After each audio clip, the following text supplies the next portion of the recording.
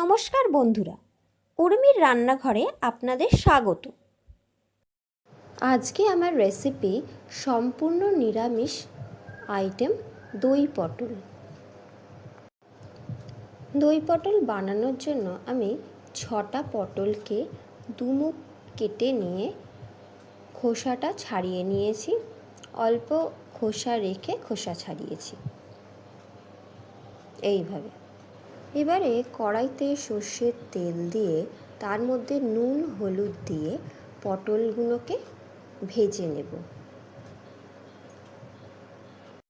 পটল ভাজা হয়ে গেছে, পটলগুলোকে তুলে নেব।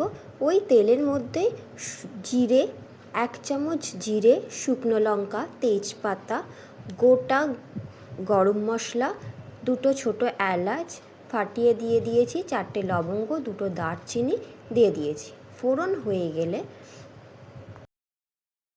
এর মধ্যে 1 চামচ আদা বাটা, 1 চামচ কাঁচা লঙ্কা বাটা দিয়ে ভালো করে তেলের মধ্যে কষিয়ে নেব।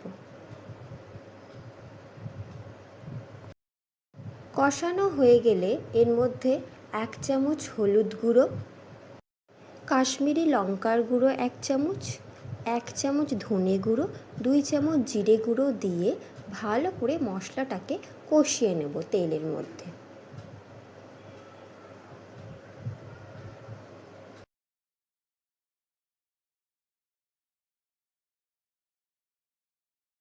স্বাদ অনুযায়ী নুন চিনি দিয়ে দেব।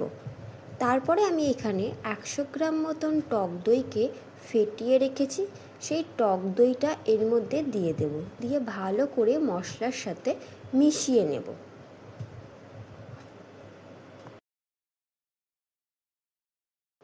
টক দইয়ের বাটিটাই জল দিয়ে আরেকটু ধুয়ে নিয়ে এর মধ্যে দিয়ে দিলাম।